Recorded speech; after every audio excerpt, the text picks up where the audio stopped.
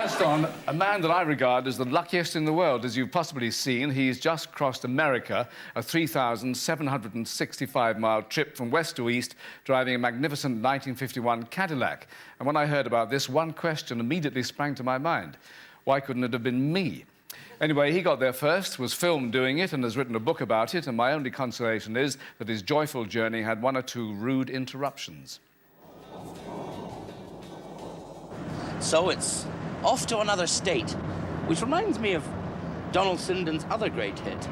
Born to be wild, hoping for adventure, and whatever comes our way, I don't care whatever happens, it's no Shit. Oh well. Best behavior, boys. Don't mention Vietnam.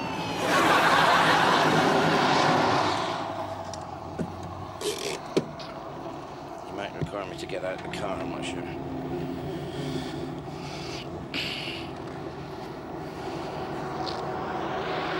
Good afternoon, sir. Yes, your driver's license. Good afternoon, please. Sir, would you turn the camera off, please? And he's been on the run ever since. Welcome back, Robbie Coltrane.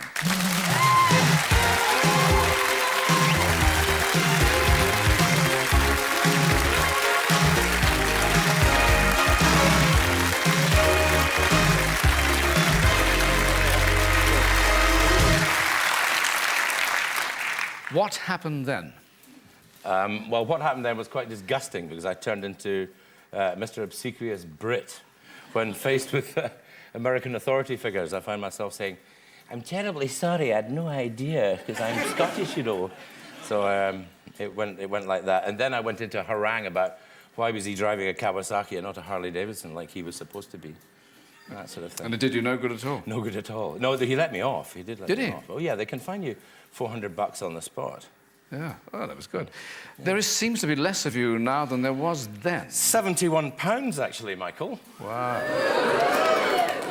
There's a nice quote from you where you've said, "I am not a fat slob, I am an overweight athlete." I know. I can't think what possessed me to say that. But, well, I am a very active person. I don't sit around and watch lots of television. Have you lost weight deliberately, or was that... Oh, quite deliberately. You can't lose £71 by accident. Trust me, you have to suffer. You have to say, "Not for me with the roast potatoes, thank you." Has it been hell doing that? It's been much less hell than I would imagine, than I'd imagined before. And, I mean, it was something I'd been putting off for about 24 years, really. And finally I got round to it, and I feel so much better in myself. And you're still continuing, are you? I'm still a fat slob, yes, thank you, Michael. Oh! No, I can read between the lines. I'm an actor. Yeah, I've got about another 70-odd pounds to go. Oh. And then I'm going to play James Bond, I think. Of course. Yes. Now, Jezebel, that beautiful car, is your own, isn't it? It is now, How is she? She's been rather unwell. Somebody down south drove her with the hood half open, and it tore the... it's live, isn't it? Tore bits and pieces out of it. But I'm having them made, an insurance job, I'm glad to say. She's 1 year younger than you, isn't she? I know, and in better condition. It's a bit worrying, really. My first car was a 1932 Morris Minor, which was 1 year older than me. Really? Isn't that interesting? Yeah. Why... No, you started it. Why a Cadillac, though? I just love it. I mean, it's not the best car that the Americans ever built by a long chalk. You know, they built Packards and Stutzes and things which are... But I like them because the guy who designed that car, Harley Earl, was a bit of a genius. And it was just a period in American car building where they gave them blank checks and said, "Make a beautiful car," you know, rather like French architecture of the 30s. They just said, "Make a very beautiful car and come back." And they didn't worry about the cost and so on. And they were quite cheap. I mean, you know, the funny thing is, you look at a car like that and you think, it's got to be a pimp or a rock star or a bank robber owns a car like that. But actually, that was a bank manager's car of its era. You know, you go and ask for a loan, and this would come up, and you'd think, "I'm not going to get it," you know. So you did nearly 4,000 miles behind the wheel. There must have been some nasty moments. Which was the worst? The worst was when the brakes failed completely. The main pipe from the master cylinder I knew you'd be fascinated, completely sheared. And I was in the fast lane between two enormous trucks doing about 60, 65. The truck in front started to brake as we went around this very long sliding curve. I put my foot on the brake and nothing happened, literally. And sliding out to stop, there was a lot of much slower traffic, and you know, there is no signal for everything has gone horribly wrong, please get out of the way. There's lots of frantic waving out the windows because the indicators weren't working. And eventually we hit a soft shoulder, they call it, which is basically just very deep sand. And it just ground into the sand. That helped with weight loss, I expect. Yes, quite. Change of suit for Mr. Coltrane. What in your travels was the most outstanding kind of only in America thing? Was it the way that they did sort of crazy tourist things? Well, there are quite a few things that tend to be small details, but the classic thing was we went to Hannibal, which is Mark Twain's birthplace, and what they'd done was where he was born and where the character who became Becky in the books was, and his father, they decided that Mr. Clements and so on, that they were too far apart for people to visit, so they just knocked all the houses down and rebuilt them within about 3 feet of each other. And I thought, well, that's the equivalent of getting Buckingham Palace and the Houses of Parliament and moving them into the middle of Trafalgar Square, you know, so they're easier to visit. Why do they do that, do you think? Because they have a very different notion of history. They really do. They just don't...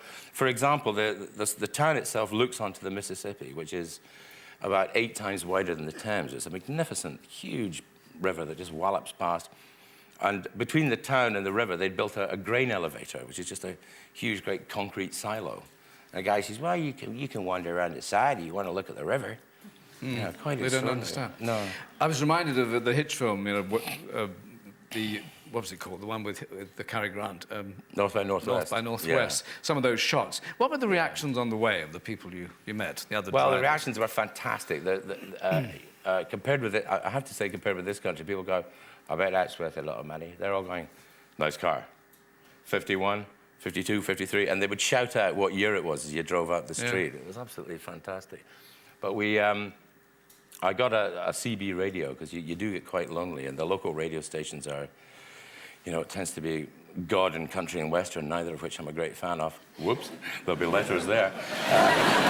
From country and western fans, obviously. Live, you can say what you like. Bottom. There you go. Well, steady on. Steady on, sorry. But on the CB radio, it was all quite chatty and so on. We got these terrible rednecks on about, you know, what we're going to do with the black folks and what we're going to do with this and all that. And I get just so fed up with it, I started doing, hello, is there anybody out there? This is Jim. I'm driving a huge pink Peterbilt truck. Is anybody interested? Goddamn faggots, how did they get out here? And, of course, they don't know who you are. They don't know where you are. So we're saying the most terrible things. It was hilarious. It was fun. And when you got to the Far East, I mean, the Far East of America, you stopped off for a chat show. You have to do these things from time to time. It's a nightmare, Michael, but somebody has to do it. This was the Letterman show? Yeah, the Letterman show. It's, yeah, that's terrific. I quite enjoy that. And who were you on with? Kevin Costner. Ah. He wanted beauty tips, as you can imagine. Rob, how come you look so cute in the pictures? Any tips? And I said, well, you know, Kevin, I'd like to tell, but it's a professional secret. You know? But that's an exciting show to do. They have a tremendous big band on it. And you go into the building and they rush you into the elevator and then they powder your face and kick you on. Don't worry. Hello? Stand by. A gear shift, yeah. Let's go. So then we went to New Jersey and... That's only £12,000, don't worry. Is it? So now you're back, and I suppose it's a bit of an anticlimax in the old routine, 9 to 5. What are you actually going to do You now? mean at the office? Yes. Where I'm a secret accountant. Well, you weren't going to bring that up, Michael.